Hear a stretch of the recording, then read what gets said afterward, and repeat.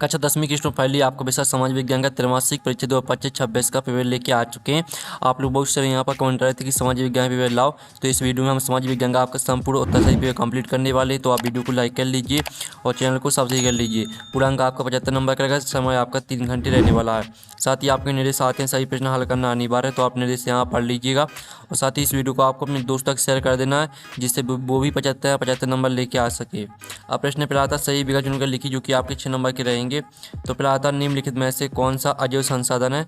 तो आपका आता मनुष्य और बाता मत्स्य जीवन और साता चट्टानें और दाता प्राणी जगत। तो जो आपके यहाँ पर दिया गया निम्नलिखित में से कौन सा अजैव संसाधन है, तो जो आपके इसका राइट आंसर रहने वाला है वो आपका हो जाएगा, ठीक है, चट्टानें। चट्टानें राइट आंसर रहेगा। फिर आपका दूसरा आता बांधों को आधुनिक भारत का मंदिर किसने कहा। तो आपका था महात्मा गांधी, बात जवाहरलाल नेहरू, साथ भगत सिंह और दाता लाल बहादुर शास्त्री। तो भारत, ठीक है, बांधों को आधुनिक भारत का मंदिर किसने कहा, तो इसका आंसर आपका जवाहरलाल नेहरू हो जाएगा। फिर आपका तीसरा आता शासन के विभिन्न अंगों के बीच सत्ता के बंटवारे को कहते हैं। तो आपका आता सत्ता का सामाजिक साझेदारी और बाधा सत्ता का आर्थिक वितरण और साधा सत्ता का क्षेत्रीय वितरण और दादा सत्ता का मौलिक वितरण। तो आपका तीसरे का जो राइट आंसर रहेगा वो हो जाएगा सत्ता का, ठीक है, क्षेत्रीय वितरण। फिर आपका चौथा आता है समानता किसी देश का विकास किस आधार पर निर्धारित किया जाता है।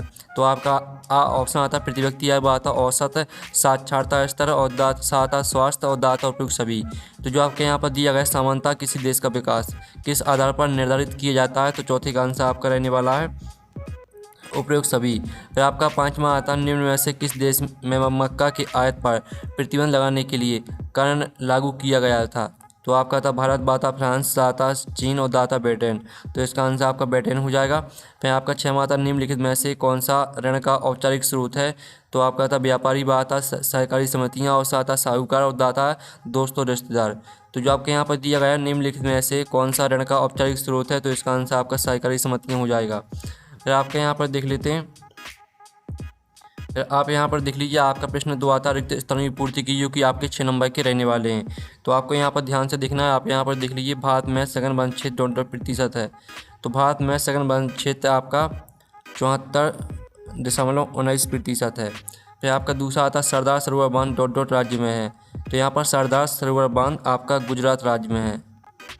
तो गुजरात आपका यहाँ पर दूसरे का आंसर हो जाएगा। फिर आपका जो तीसरा आता राष्ट्रवाद को चित्रों के माध्यम से दर्शाने वाला फ्रांसीसी कलाकार ... है।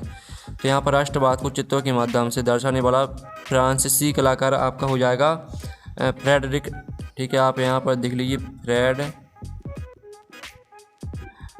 फ्रेडरिक सोरू। और जो आपका आता है चौथा ... अंतर्राष्ट्रीय एजेंसी मुक्त व्यापार की अनुमति देती है और देशों के बीच आपसी व्यापार पर काम करती है। तो चौथे का आंसर आपका हो जाएगा विश्व व्यापार संगठन, ठीक है, विश्व व्यापार संगठन, ये आपके यहाँ पर हो जाएगा, ठीक है, चौथे एक स्थान का आंसर। पांचवा आता लोकतंत्र का मूल मंत्र क्या है। ठीक है, लोकतंत्र का मूल मंत्र ... है। तो यहाँ पर लोकतंत्र का जो मूल मंत्र है वो हो जाएगा लोगों को शासन, लोगों का शासन। ये आपका यहाँ पर पाँचवें का आंसर रहेगा। जो 6वां था ... संगठन मानव विकास रिपोर्ट प्रकाशित करता है। तो इसका आंसर रहेगा UNDP संगठन मानव विकास रिपोर्ट प्रकाशित करता है। UNDP का मतलब होता है आपका संयुक्त राष्ट्र विकास कार्यक्रम, ठीक है, लेकिन आपको UNDP लिखना है। अब प्रश्न तीसरा आता एक शब्द वाक्य में उत्तर दीजिए, जो कि 6 नंबर के रहेंगे।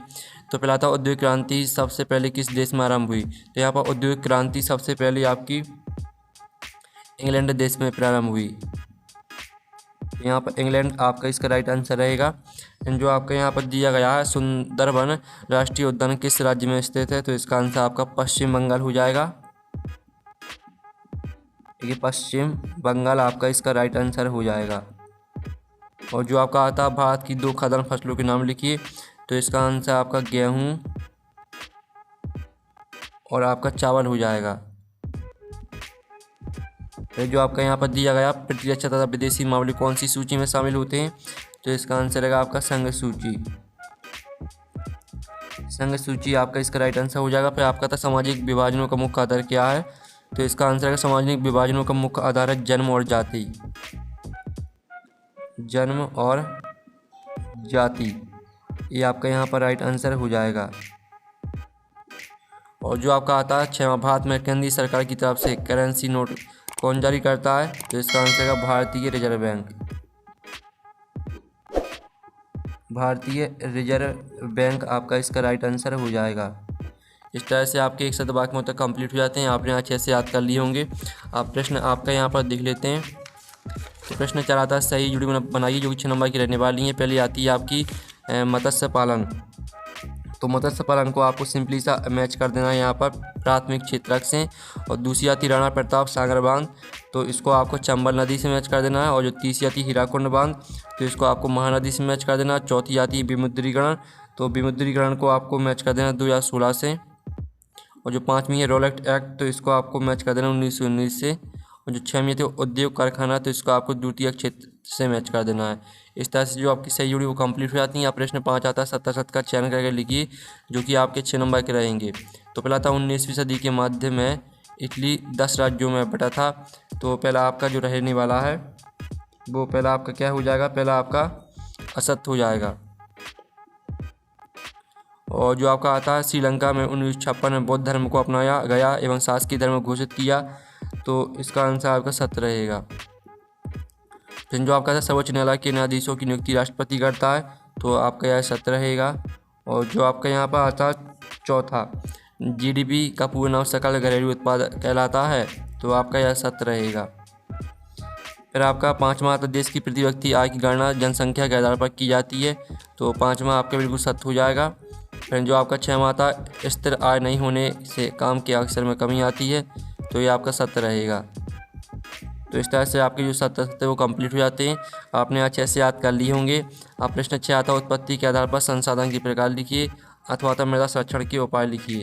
तो चलिए आपका जो इनकी आंसर है वो हम यहाँ पर देख लेते हैं।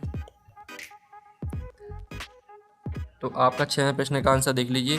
6वें उत्पत्ति के आधार पर संसाधन के प्रकार, जैव संसाधन अजैव संसाधन, ठीक है। आपका यहाँ पर 6वें प्रश्न का आंसर रहने वाला है। और 6वें का अथवा का आंसर देख लीजिए। मृदा संरक्षण के उपाय देख लीजिए। मृदा को उपजाऊ बनाने के लिए रसायनों को कम से कम उपयोग करना और ढाल वाली भूमि पर समुचित जुताई करना। और तीसरा पॉइंट देख लीजिए, ठीक है। 6वें के प्रश्न का आंसर हो जाता है 7वां आता अभ्यारण्य किससे कहते हैं अथवा केंद्रीय वन आयोग क्या है। तो ये आप यहाँ पर देख लीजिए। आपका यहाँ पर आंसर रहेगा अभ्यारण्य ऐसे क्षेत्र हैं जहाँ पशुओं को उनके प्राकृतिक आवास में बिना किसी बाधा के रखा जाता है। इसमें किसी भी तरह की मानवीय गतिविधि की अनुमति नहीं होती है। और केंद्रीय वन आयोग क्या है, तो इसका उत्तर देख लीजिए। फिर आपका आता बाल्कन क्षेत्र प्रदेशों में राष्ट्रवादी तनाव बया उत्पन्न हुआ। और अथवा आता काउंट कैमिलो दे काबूल पर टिप्पणी लिखिए। तो ये आपका यहाँ पर रहने वाला है 8वें क्वेश्चन का आंसर। तो पहले तो आप 8वें क्वेश्चन का आंसर देख लीजिए। बाल्कन क्षेत्र प्रदेशों में राष्ट्रवादी तनाव के कारण, पहला, दूसरा, तीसरा। और साथ ही इसका अथवा का आंसर देख लीजिए, ठीक है। आपको इनके स्क्रीनशॉट लेते चलना है। फिर आपको 9वां आता लोकतंत्र में निर्णय लेने में देरी का कारण लिखिए अथवा आता आर्थिक विकास किस प्रकार निर्भर करता है। तो आप यहाँ पर देख लीजिए लोकतंत्र में निर्णय लेने में देरी का कारण, पहला कारण, दूसरा, तीसरा, ठीक है। तीनों कारणों को आपको याद कर लेना है। और साथ ही आर्थिक विकास किस कारक पर निर्भर करता है, तो इसका उत्तर देख लीजिए प्रति व्यक्ति आय, शिक्षा और साक्षरता स्तर और स्वस्थ समुदाय। इस तरह से आपका 9वें प्रश्न का आंसर और 9वें का अथवा दोनों के आंसर देख लीजिए। फिर आपका 10वां था जैव विविधता को प्रभावित करने वाले कोई 2 कारक लिखिए अथवा था पर्यावरण विनाश के प्रमुख कारक कौन कौन से हैं। तो आप यहाँ पर देख लीजिए। आपका 10वें क्वेश्चन का आंसर रहने वाला है जैव विविधता को प्रभावित करने वाले कारक हो जाएंगे वन्य जीवों का अवैध शिकार, इसको पूरा याद कर लेना है, प्राकृतिक आवासों का विनाश। और अथवा का आंसर देख लीजिए पर्यावरण विनाश के प्रमुख कारक कौन कौन से हैं, औद्योगिकरण, ठीक है, वनोन्मूलन, शहरीकरण, ठीक है। पूरा आप यहाँ पर उत्तर देख लीजिए 10वें क्वेश्चन का आंसर, 10वें के अथवा का आंसर। तो इसका आप स्क्रीनशॉट ले सकते हैं। फिर आपका 11वां आता मृदा क्या है अथवा आता विकास के लिए ऋण की भूमिका लिखिए। तो ये आपका 11वें प्रश्न का उत्तर रहने वाला है, ठीक है। मृदा क्या है? मृदा एक है मूल्यवान और महत्वपूर्ण प्राकृतिक संसाधन है। यह मिट्टी की ऊपरी परत होती है जो पेड़ पौधों के विकास के लिए आवश्यक पोषक तत्व प्रदान करती है। और विकास के लिए ऋण की भूमिका लिखिए। तो ये रहा आपका अथवा वाले का आंसर। तो आप दोनों के स्क्रीनशॉट एक साथ ले लीजिए। फिर आपका 12वां आता गांधी जी ने हिंद स्वराज्य में स्वराज्य प्राप्ति का क्या साधन बताया अथवा आता गिरमितिया मजदूर किसे कहा जाता है, ठीक है। तो हम 12वें प्रश्न का आंसर देख लेते हैं और 12वें के अथवा दोनों के आंसर देखेंगे। ये आपका 12वें प्रश्न का आंसर, ये आपका 12वें के अथवा दोनों के आंसर। फिर आपका जो 13वां था जब हम कहते हैं कि 16वीं सदी दुनिया सिकुड़ने लगती थी, तो इसका क्या मतलब है। तो आप यहाँ पर देख लीजिए 13वें प्रश्न का आंसर। ठीक है। 16वीं सदी में दुनिया के सिकुड़ने का मतलब यह है कि ठीक है, यहाँ से लेकर पहुँचने लगी थी, यहाँ तक पूरे याद कर लेना है। अब चलिए आपका 16वीं का अथवा वाला प्रश्न देख लेते हैं। प्रथम विश्व युद्ध को युद्ध क्यों कहा गया, लिखिए। तो आप यहाँ पर देख लीजिए, आपका 13वीं के अथवाली का आंसर रहेगा, तो इसका आप स्क्रीनशॉट ले लीजिए। फिर आपका 14वां आता एकात्मक शासन व्यवस्था की विशेषता लिखिए, अथवा आता त्रिस्तरीय पंचायती राज व्यवस्था को संक्षेप में लिखिए। तो आप यहाँ पर देख लीजिए, आपका 14वें क्वेश्चन का आंसर रहेगा एकात्मक शासन व्यवस्था की विशेषता देख लीजिए, और त्रिस्तरीय पंचायती राज व्यवस्था को संक्षेप में आपको लिखना था, तो इसका उत्तर देख लीजिए। 15वां आता भारतीय अर्थव्यवस्था को कितने क्षेत्रों में विभाजित किया गया, लिखिए, अथवा आता राष्ट्रीय ग्रामीण रोजगार गारंटी अधिनियम 2005 को संक्षिप्त में लिखिए। तो ये आपका 15वें प्रश्न का आंसर रहेगा। ठीक है, आपका 15वें प्रश्न का आंसर दिया गया, साथ ही 15वें के अथवा का आंसर देख लीजिए। ठीक है, आप यहाँ पर देख लीजिए, आपका 15वें प्रश्न का आंसर है ये वाला, प्राथमिक क्षेत्र, द्वितीय क्षेत्र और तृतीय क्षेत्र। ये आपका 15वें प्रश्न का आंसर, अथवा वाले का आंसर देख लीजिए। राष्ट्रीय ग्रामीण रोजगार गारंटी अधिनियम 2005 में भारत सरकार द्वारा पारित किया गया एक कानून है। इसका उद्देश्य ग्रामीण क्षेत्रों में लोगों को 100 दिन का गारंटी शुदा रोजगार प्रदान करना है। इस तरह से आपका अथवा का आंसर हो जाता है। फिर आपका 16वां तक खुली बेरोजगारी का अभिप्राय क्या है, लिखिए, अथवा था संगठित क्षेत्र के कोई दो लाभ, लिखिए। चलिए आपका 16वें प्रश्न और 16वें के अथवा दोनों के आंसर देख लेते हैं। तो आप यहाँ पर देख लीजिए, आपका 16वें प्रश्न का आंसर दिया गया, ये आपका 16वें का अथवा का आंसर दिया गया। संगठित क्षेत्र के कोई दो लाभ लिखने थे आपको, रोजगार की सुरक्षा और निश्चित वेतन और लाभ। ठीक है, इस तरह से आपका अथवा का आंसर रहेगा।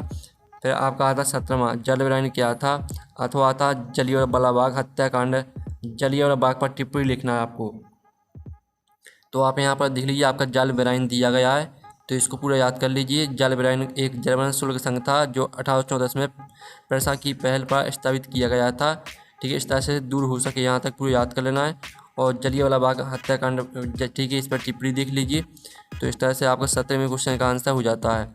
फिर आपका 18वां आता संघीय व्यवस्था की 3 विशेषता लिखिए, अथवा आता सत्ता विकेंद्रीकरण की 3 लाभ लिखिए।